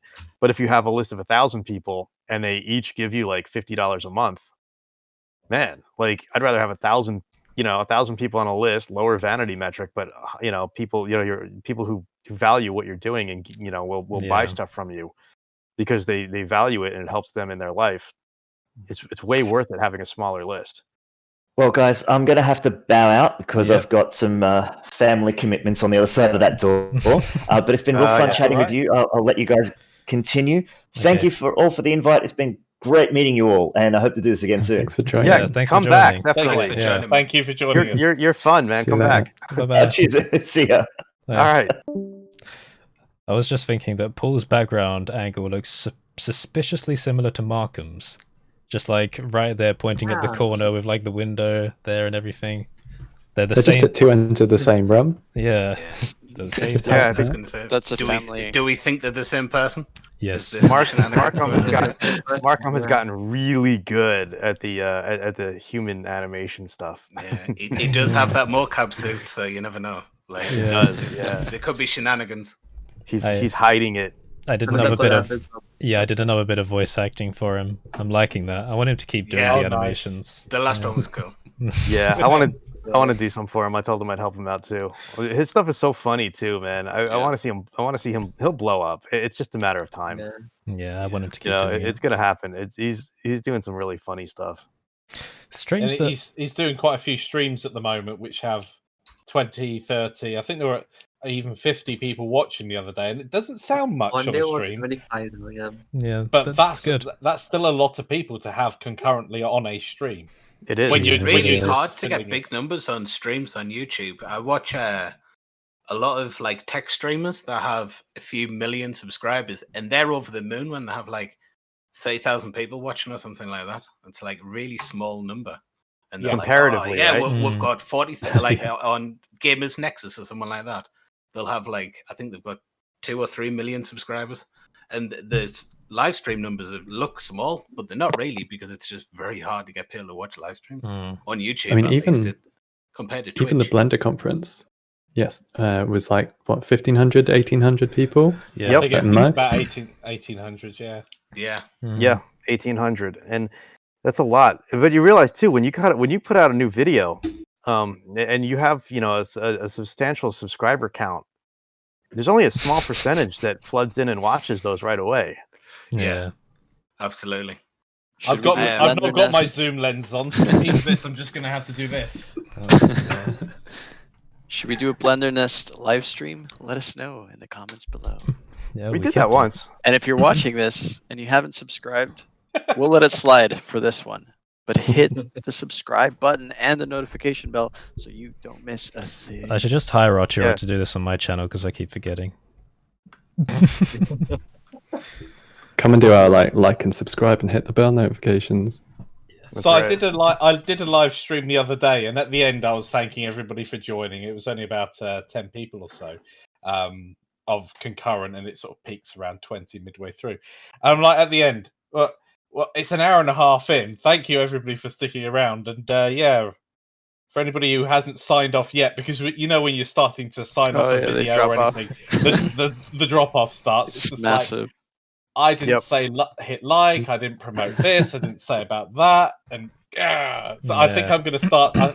I don't want to pull through. I don't like saying like and subscribe at the beginning of a video. I still think I haven't given them any value at that point. But if you've enjoyed the video up to this point, why not hit and do it sort of as a kind of a mid-roll self-sponsorship rather than leaving it till the end of the video. About 30% of the way through, something like that's probably workable. Yeah. Those people have watched for long enough where they're clearly enjoying the video. Right. And you're not throwing it in the face straight away. I don't know who subscribes when it's like immediately at the start of the video. I never understand that. I genuinely think it might, and I'm going to slate a demographic here, but never mind. I generally think it's people that appeal to the young, sub 18 age group. Yeah. But they were like really excited. If you want me to do this, smash like it's a pre-recorded video. It doesn't matter what I do. But as a young person, you might not realize that, or you're just caught up with your fanboying or girling them, and you just end up just following along with the action. Yeah, I think it might help with repeat viewers as well, because most people probably watch a few videos before they subscribe. So there might be people who've had it recommended 3 times or something, the same channel. And they go, I haven't subscribed to this guy yet, or whatever. But other than that, I've never really understood it, because I have never once checked out a channel for the first time and went, yep, instantly going to subscribe to this bad boy. It just doesn't happen. Like, who would do that? Yeah. I don't know what the hell the channel's about yet. I also don't let people tell me what to do. So when they tell me to subscribe, I just wait until the next video. Yeah. And if I remember it, no, just joking. I'll also hit subscribe if it's like the 3rd, 4th time I've seen it, and if it's come up or it's been useful, then I'll consider hitting it. But Like Quarter Crew has Jake come on and do the the pitches. So you all could have me come up in your channels. Just a quick cutaway to me, and I'll just say my bit. That's right. We should all send you a little script through for each channel that we can insert. Yeah, I'd do that. And you're so good at it too, because you do like the 3/4 profile thing, and you're like, hey, it works because you got that tone of voice and everything is just chill, and it's like, yeah, I'll subscribe because I like that dude. I don't like the other dude. That dude who said subscribe, I like him, so I'm gonna hit subscribe to this channel. Could I have it like a full body, like you just come on, walk onto the bottom of the screen, just like do a little dance, like green screen out. Well, Well, have you guys seen the comedy sketch channel Chardley's? I think that's how it's pronounced. No, so they do comedy sketches, but at the end of them, there's this Asian lady that comes on at the end, just like being chroma keyed out. She says, "I love Chardley's. Subscribe." Like until the video ends. That's awesome. She just keeps going. I have seen that actually. Yeah. Yeah, there you go. That sounds very familiar. I need to find more funny channels. That's all right. Just look around the Blender community. We're all hilarious. It doesn't really matter these days though, because YouTube's recommendation algorithm gets so focused on whatever you watch anyway. Like it's so easy to find a new channel and then instantly lose it again. If you don't watch those next 3 videos that it recommends, then that's gone forever. Like I've been on YouTube since like the first year basically. My channel started in 2004, I think 2005. Oh no way! You've been around a long time. Yeah, I made my first ever tutorial. It was a Photoshop tutorial. I think it was June 2005. Whoa! But, I'm subscribed to like 800 channels as a result. About 60 of them are about Blender, but I only ever see the same like 15 channels, unless I specifically think like, oh, I haven't seen a video from this guy for a while or from this lady. I need to look up what's going on there, and then it's like, oh yeah, they've uploaded 10 videos that I haven't seen. Thanks, YouTube. These days, I have to go to my subscriptions list because, like the kids the other day. Oh, okay, it was partly me. I started watching puppy videos. Not blaming you, Curtis. We've been looking for a while. Anyway, and then suddenly my whole feed is full of animal videos. I'm like, come on, I want to watch Blender, I want to watch tech, I want to watch science stuff, and I want to see something blowing up occasionally. Yeah, and I'm just here's a cute otter. Look at this seal pup, and I'm like, no. And so you have to go. The only way of curing that I found is to go to your history and either delete it all and start afresh, just because then it'll default to your subscriptions list, or you can go into your history and just delete all of the videos you watched recently with animals or whatever it is. Then it finally clicks back in. But yeah, the algorithm's sometimes a bit silly. I've subscribed to YouTube Premium, so I use their music service. It does exactly the same thing. You listen to like I don't know, Phantom of the Opera once, one song of it, and then you've just got a whole load of musicals coming through. You're like, no, I wanted indie rock on, or I wanted house. That's one of the things I love about Spotify, though. It's got it makes these daily mixes, but it has like 6 of them because it understands that if you put a kids song on, you don't want to listen to kids party hits for the next several hours. Yeah, it's like my old drummer sent me a bunch of like really cool newer bands, and so I found this one band I love. They're called Zombie Schoolboy, and they're awesome. And it's like, but now like I'm getting like all this like all this music stuff, and I'm like, oh man, I used the wrong account for that. Darn it! Now like all the Blender stuff's gone, all the Houdini stuff's gone, and now it's just like now I'm getting like My Chemical Romance in like every third video. And I'm like, I love My Chemical Romance. I played on the same circuit they did for years. Never crossed paths with them, but they're awesome. And I'm like, but I want Houdini and Blender and stuff. Yeah, perhaps YouTube should do that. They should have daily mixes of videos. So you have the Blender or computer-generated graphics channel. It's all mixed up with there, and all your tech tubers together. That would be awesome. That would be awesome. I know. Markom? Is this the man himself? It's Markom. Or Paul? Or is it Paul? He's there. I hear him. There are two squares. They're loading up. Start now. An hour earlier because time is screwed up. So back at 5? Oh, yes. Oh my God. That's for you. That's like, it's like you got to kick the rooster, dude. Yeah, we've been so confused. Yeah. Oh, come on, you stupid camera. And New God, camera I is don't it. have You're the guy that's you have to go to the edge of the earth and pull the sun up and then go kick the rooster to wake everyone else up. I've been recording for 1.5 hours anyway, so we can't go for much So longer. 5/8. No, 1.5 Wow. hours. Yeah. Yeah. Time zones. Time Yeah. zones, Yeah. because we went back to standard time, so now we're like I'm at Pacific Standard Time now instead of Pacific Daylight Time because we have this like I don't know, the charcoal industry in the 1800s decided that they wanted somewhere. I don't know what it is. I don't know, but for some reason, like we have these daylight savings time still, and like so now we're all screwed up. And I gained an hour of sleep, but I really didn't. Yeah. I worked an hour longer. Yeah, I mean that's pretty much all I did anyway, too, right? I was working over the evening, so I was like, I got really confused because the clocks go back at 1 a.m. So I'm just like, I don't have my taskbar up. I don't have clocks in my office. Yeah, because it really annoys my partner when I don't know what the time is. But I like hit the taskbar and go, oh, it's 8:30, and then like an hour later, I'm like, oh, it's 8:30. The same thing happened to me last night. I was like, oh my god, it's 1 a.m. No, wait, it's still 1 a.m. What the? Oh, it's actually 2 a.m. But it's still Yeah. I gained an hour, but I lost an hour because I'm not sleeping right now. I thought I'd been really, really productive. Nope. I know. Yeah. Like, I just worked faster than the speed of light. Awesome. So yeah, Wait, no, I didn't. Markom, how have you been? Yeah, man. Good. I'm trying to finish off the short film. The young one's sick, so I've got the day Oh, off. bless. Ah. I'm loving your videos at the moment, though. The amount of energy you're putting into them is awesome. Yeah, we were just talking about you and how good your stuff is, man. I'm far out. I'm trying to get this YouTube stuff to work, but so that's why I've tried different thumbnail strategy. If you've seen, Yep, I noticed that. Yeah. Yeah. Go for it. It's all fun. So I'm just trying to work out what to do. I know what future videos are going to happen, and I'm doing a whole bunch on the Re-Illusion suite coming up, which is good. Ooh, awesome.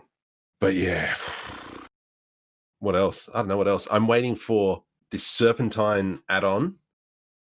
I can't wait for this where you can actually right-click and copy the value and put it in. I got so many add-ons I want to make, but I can't program to save the life of me.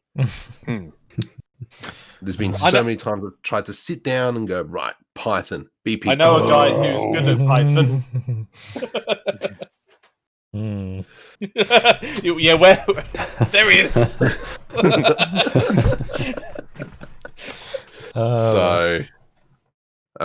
Just got so much. I'm trying to do a short film every 2 weeks.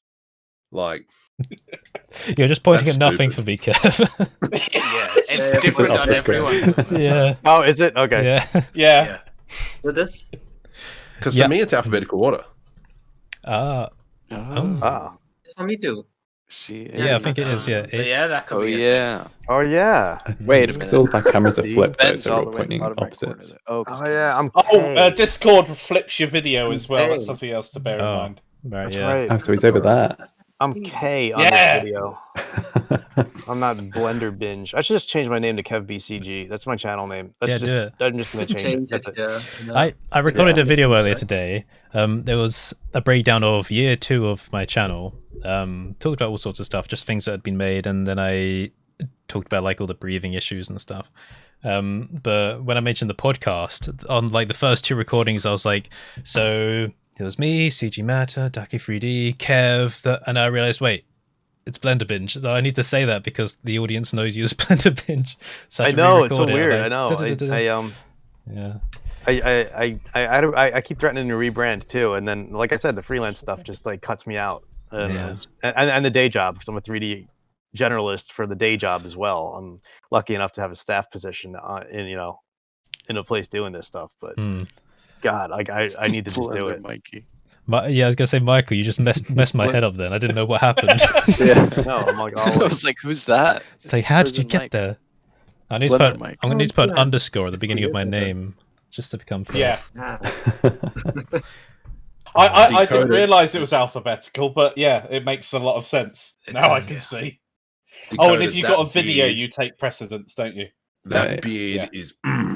It's a good beard. Strong like orcs. It got about twice as long as this during lockdown, but I shaved it off. I was like, I'm not going on camera with this sort of beard. It looked a bit too much. But yeah, it's okay. I shaved mine off yesterday because I got to do facial motion capture. Yeah, no, that's nice. I've had beard amnesia recently. I shaved mine 2 days ago, but I mean, I'm sure everyone's had it, but like you shave once and then you just feel like maybe a day or two goes by and then the whole thing's there again.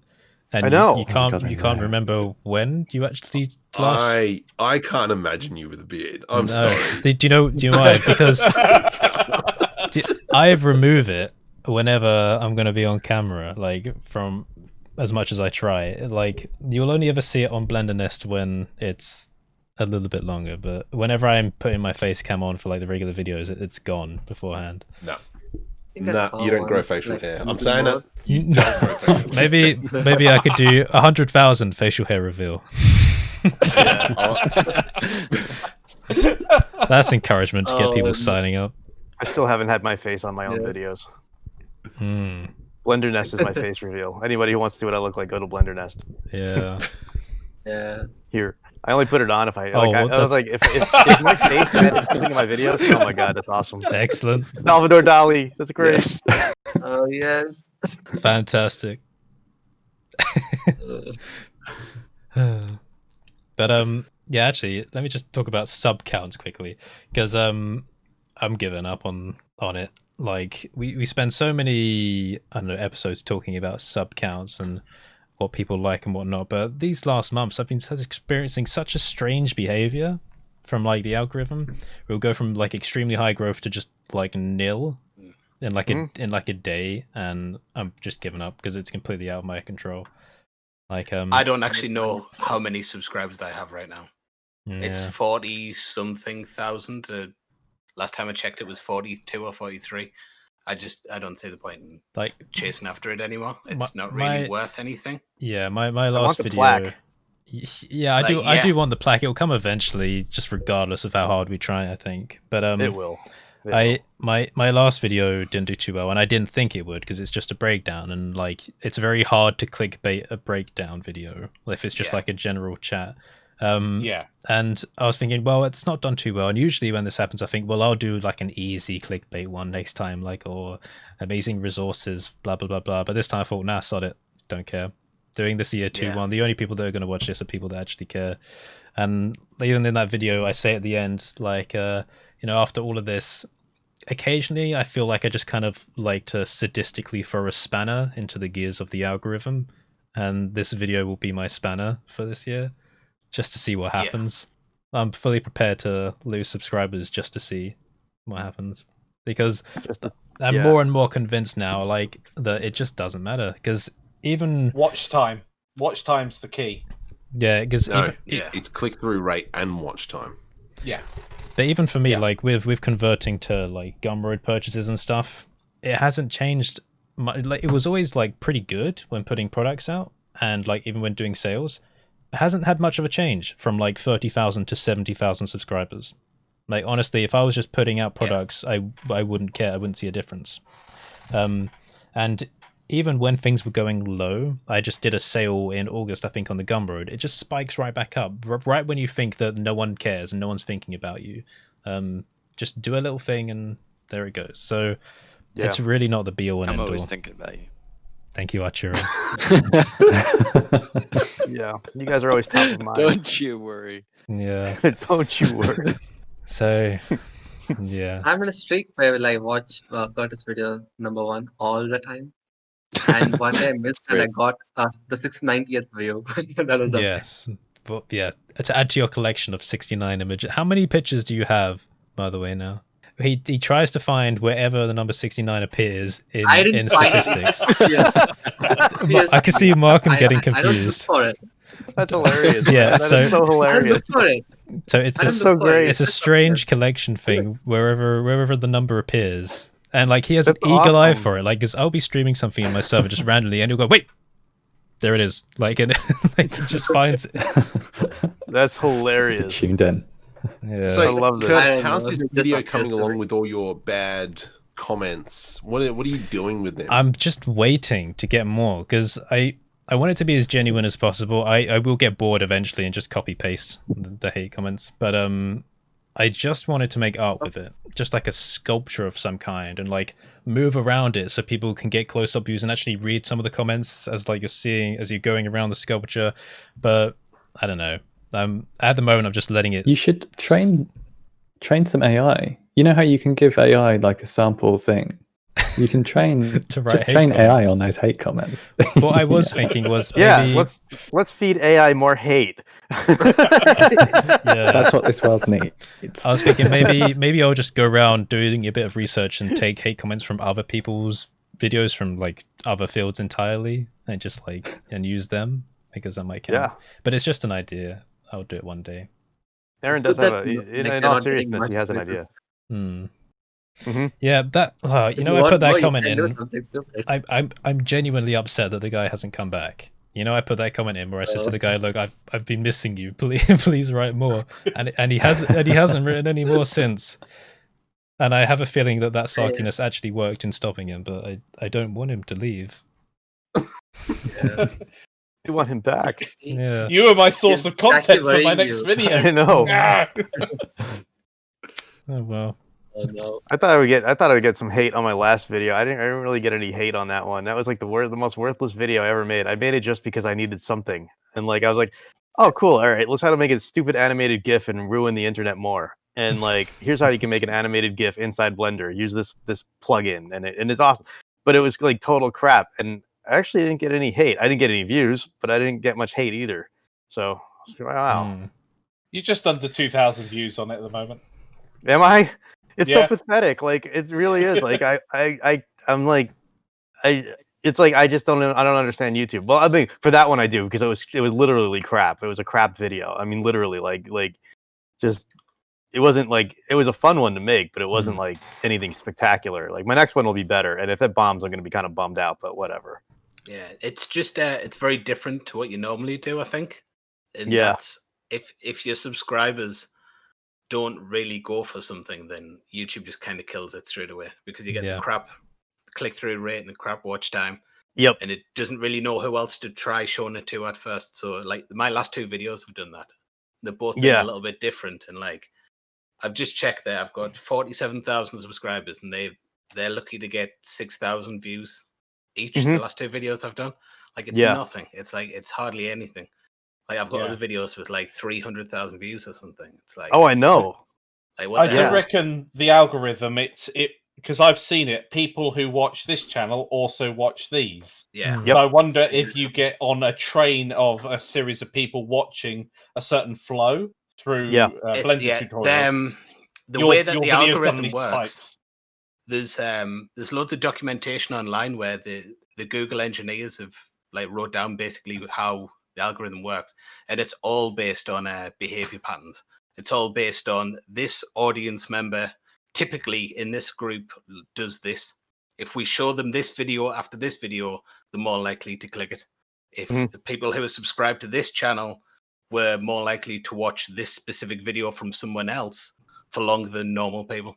So that's when you see those big spikes in when YouTube's promoting your video, because it's identified one of those little subgroups of like 50 to 60-year-old men from Utah who are subscribed to Gordon Ramsay, watch this video for 20 seconds longer than normal, show it to those people until they stop watching it for longer than normal. Yeah. And then try it with women in that same group. And if they watch it, then okay, just keep going from there. Or if not, sorry, your video is dead. That definitely happened in my video. I mean, I thought it would make it. I did it kind of as a stunt because it's so different than stuff I would normally do. Like I'm not going to make like a crap emoji. Like I don't care about that stuff. I mean, it's fun because I'd like to make GIFs and that's kind of fun. But I'm like, let's just see what this does. And it totally bombed. But I thought I would hit like a pocket of people that were like, people love emojis and they love all this stuff. But it just bombed out because I think it was because my audience just doesn't care about that. Yeah. There's always the chance they'll pick up on that later, though. Like videos can take off a long time down the line. That's why I left that topology video that I did is one of my biggest ones now. It's probably the best received video I did in a lot of ways, even though that was like a terrible video. But, I thought it had a lot of good info in it, though. I uploaded that in November, and it didn't take off until I think March. It Wow. went from 20,000 views to 200,000 views in like a few weeks when it was 5 months old. Amazing. That was because one of my other videos, the recreating photos one, took off again. And all those new subscribers just must have really liked that video. Yeah. The algorithm identified, oh, these new guys coming in, they're responding really well to this old video that he's got. Show all those people. And then it started showing all my old subscribers who'd never seen it before. Yeah. And next thing you know, like everybody's saying it was crazy. Yeah, it's like that. So it's just like it's worth just leaving your videos up and just letting it go and just knowing that at some point, if you just keep creating decent stuff, it's gonna hit. Yeah. Yeah. You know, and it might for some people it hits early and it's like they blow up and they get like, 300,000 subscribers, and then others will trudge along for years. Like you said, you've been on since 2005, since YouTube was born. And man, like, oh yeah, and you're at 40, but your stuff's really good. Like you're amazing. Like the Hobbit thing, the beer thing, it was really good videos. I mean, I like, and they rightfully took off, but you think like thanks, subscriber count would tell it.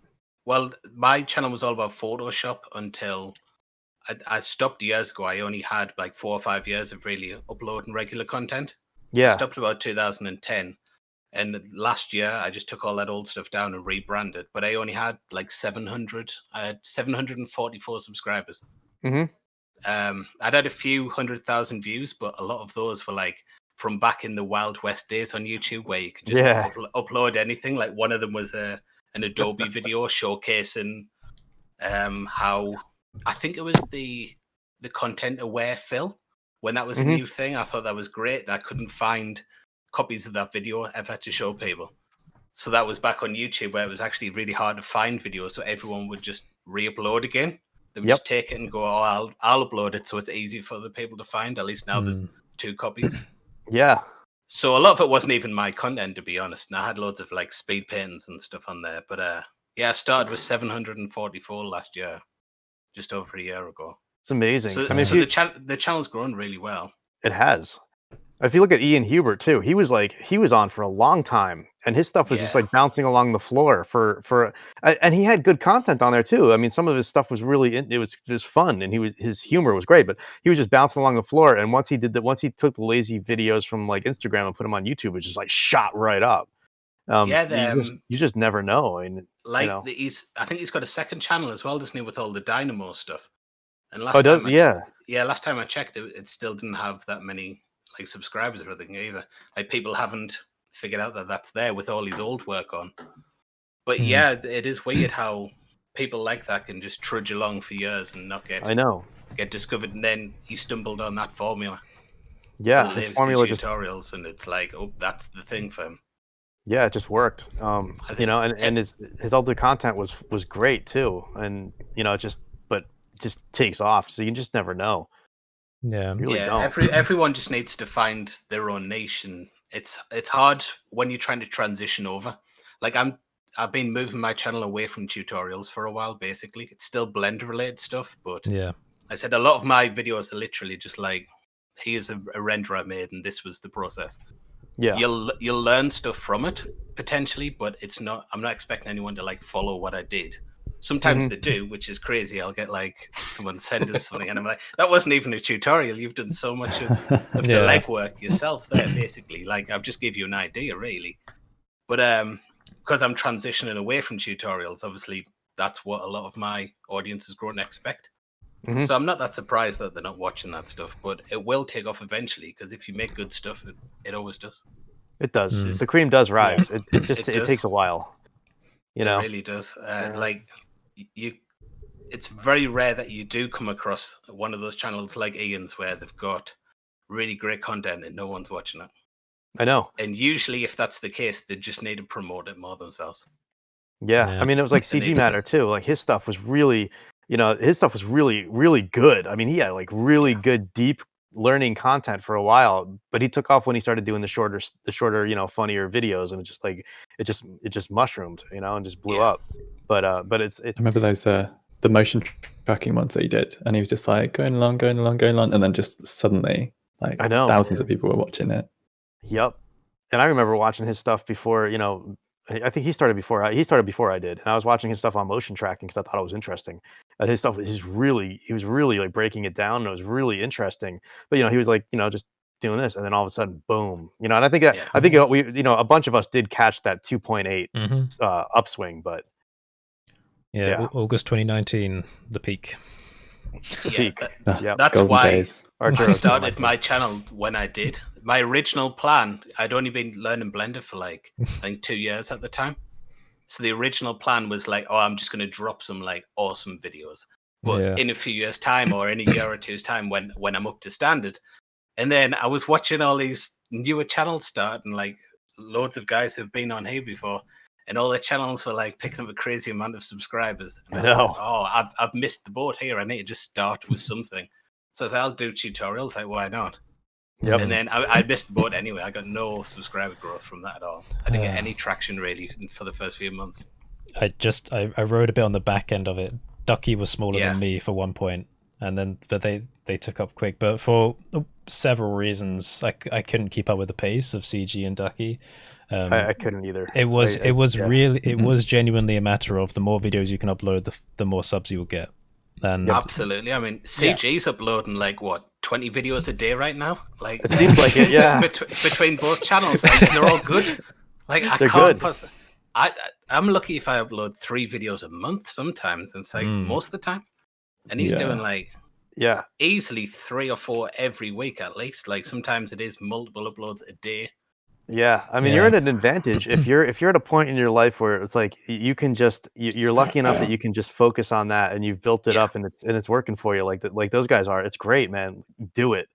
Yeah, totally. Like I realized I couldn't keep up with that pace, and then I started taking freelance, and I was like, I totally can't keep up with that pace. But it'd be nice too because you can grow a business out of it. But it's hard. You have to be you got to make the transition. As well. You have to what? Sorry? As you say, you've got to make that transition. You've got to keep it up because your audience will start to expect daily uploads. They will. If you go to that, they will expect daily uploads. They want to tune in at 5 every day and see your content. Obviously, whenever it's uploaded. But I have periods of time when I want to watch YouTube, and I just fit it into my day. It's on-demand short clips, essentially, which is great. And I sometimes I have exhausted in the past when I've been poorly. I've just been going through YouTube and like, there's nothing. And I know it's a silly thing to say, but I'm like, there's nothing to watch. There's nothing to watch of the usual people I've subscribed to. I'm like, I'll start watching your back catalogue then. Exactly. With a lot of things like hardware, well, boo-hoo, I don't want to know about the latest graphics card 5 years ago. That's useless. On old Blender tutorials, we're on 2.9 now. 2.8. Humbug. In saying that, I still go back and watch some of old CG Cookies tutorials. Yeah. Yeah. I do actually. I watched one recently from like Blender 2.777 or something like that. It was like one of the first ones.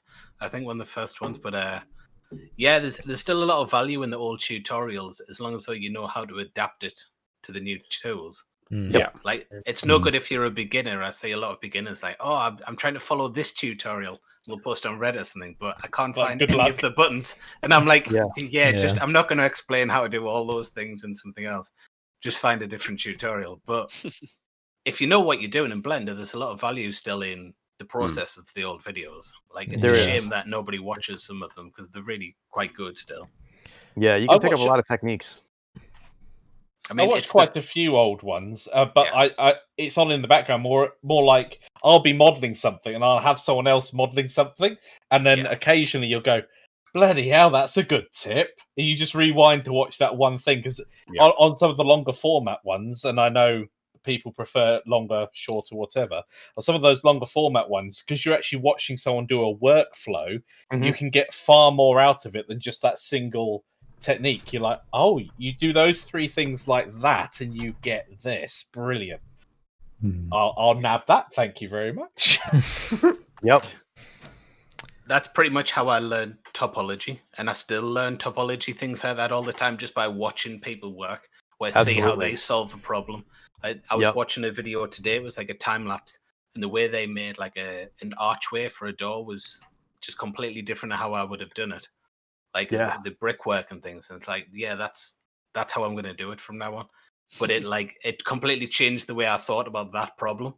And that was just something I had on in the background. It was like I wasn't paying attention to it at all, but it caught my eye, and I was like, "Oh, that's a good one." Yep. One that caught me recently is Shift and R will repeat the last action. Yeah. And I very rarely use it, and I can't remember. It was like putting something trivial like fence posts down or something along those lines. I'm like, well, I don't want to create an array. This is like 5 items. Dun-dun-dun. Yes. Yeah. Yep. You go and spam it as much as you can for the next all of your modeling. Yeah, it becomes your lens flare. It really does. Yeah. So what is everyone's favorite shortcut at the moment? Control Mine S. is Control Shift B to bevel a vertice. My goodness. Oh yeah, I love that. Yeah. one. Yep. Alt F4. Yeah. No, yeah, mine is Control It's like S. press and hold the power. Because I save after every action pretty much. Yeah, mine is just assign a bunch of stuff to Q. And then just That's Q really go to the list. useful. Yeah. Yeah. I just when I love that feature. When I was doing a lot of exporting, because I instead of going file, export, FBX or OBJ or whatever you're doing, just putting them under the Q key was immense. And of course, if you then assign it the an actual key as well, you can. I recently learned, and I did not know this. If you're a keyboard ninja, you can go like Shift A, and then you start M for mesh. Yeah. And I don't know what it is, Y for cylinder or whatever it is. And I'm like, Yeah. oh wow. Yeah, you can use the numbers as well. Like if you want to add a plane, you can press. I think it's 2, isn't it, or 1, and I'll just add it in using the numerical numbers. I feel embarrassed to mention this. I've been using it for so many years. It's like, wow, why did I not know that existed? Oh, I know. You can't. It's like you can't know everything. I mean, man. Yeah, you can't know every Blender shortcut. I wasn't aware of the menu auto-generated shortcuts until I started doing the add-on development, and then realizing that there was underlines under a letter in every operation, and they're auto-generated. So if you add more things to the menus, then it will change. Because I was noticing, wait, hold on, it's generating shortcuts for my operations, so I can do like Shift A. This, that, and the other, and then just work down through your own menus until you find your own operation. So you can get you can dance with your fingers essentially on a muscle memory to try and get there. Have you seen all the new updates for search in 2.91? Yeah. So now you can just search for like a partial word in a node. Fuzzy searching. Or you can search for modifiers now. There's a little search box just for the modifier tab. Yeah. And you can go through but it works for the that works for add-ons as well. So like Sverjog with all of its extra nodes has like over 600 nodes. And I don't know where they all are under menus, but sometimes I'm like, I know a function that I want. And you can just use the default Blender search now and just pull it up. And it'll bring up all of those things, even though it's inside a third-party add-on. Yeah, it's great for me. I search for so much stuff anywhere. Like I have a search assigned to spacebar. I think a lot of people do, and I just like I don't want to remember what the subdivide like shortcut is or whatever half the time. If I can just press Enter sub and then Enter again, spacebar sub Enter, sorry, and it's going to do the same thing. I'm fast enough typer where that's not really any slower. The only thing I don't like about the new search function though is that when I was doing like tutorials and breakdowns about how to write Python scripts inside of Blender, when you register the operations. You didn't need to assign them to a menu. You could just search for them with the search bar, but you can't do that by default with the new version. They don't appear in the search bar anymore if they're not assigned to a menu. I think you can force them to appear with like the developer extras, but I haven't quite tried that yet. But basically, if you want them just to appear in the search bar by default now, you need to add this extra step and you need to explain it to people. Well, technically, you need to write this extra function for the menu and then add that to the register. So it makes it more complicated. Whereas like before, I really liked the idea that you could just write an operation and then just call it. Just type it and just call it. A little bit annoying. For nodes, I don't know where exactly in which menu the nodes are, so I simply use search all the time.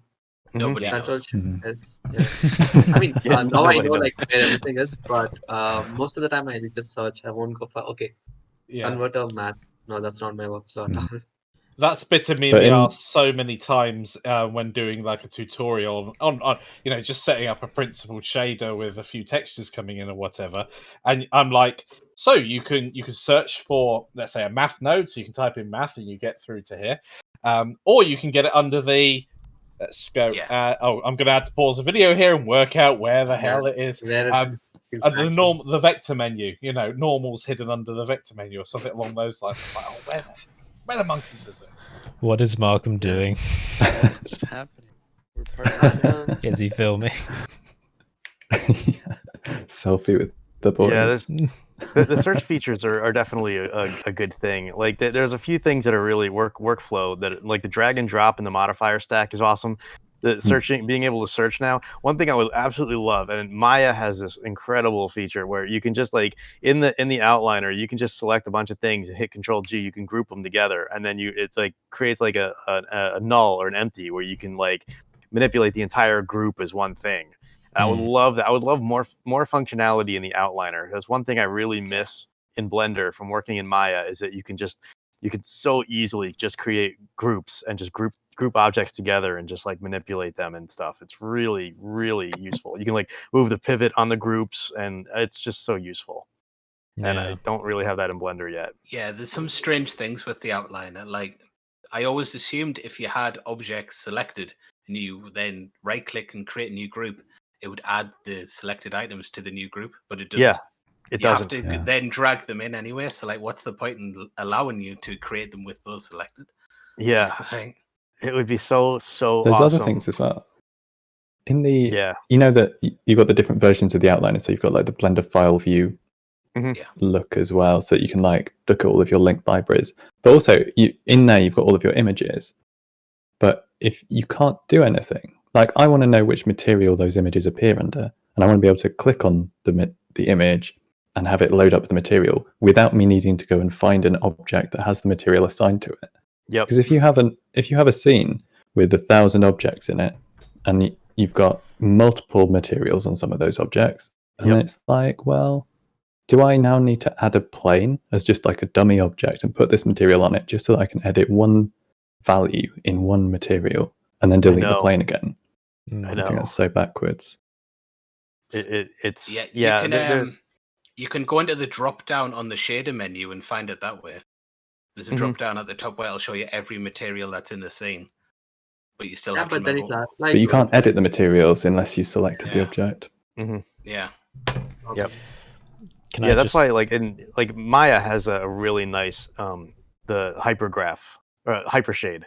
Where you can do it. They used to have this thing called the multi-lister too, which was really cool, but they killed that years ago.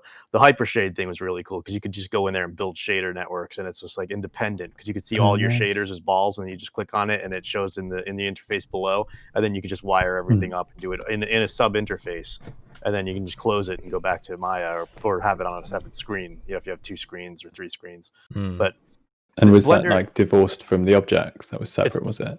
It's divorced from the objects, yeah. So you can work it like independently of like everything else going on. It was a really nice feature. I really like it. I'm just gonna jump in and say I've got to edit this video, and we've been going for just over 2 hours. Oh my goodness! Is your hard drive full? So depending on my patience when I finally edit this, it might not all make it in. Yeah. We can call it a night if you want. I think you've got enough content here. Oh yes, we do. Or a morning. I will admit to cutting off some of our previous conversations at the ends of recordings, just because I've done 3 hours of sitting here editing, and I've gone, oh, sod it. The end.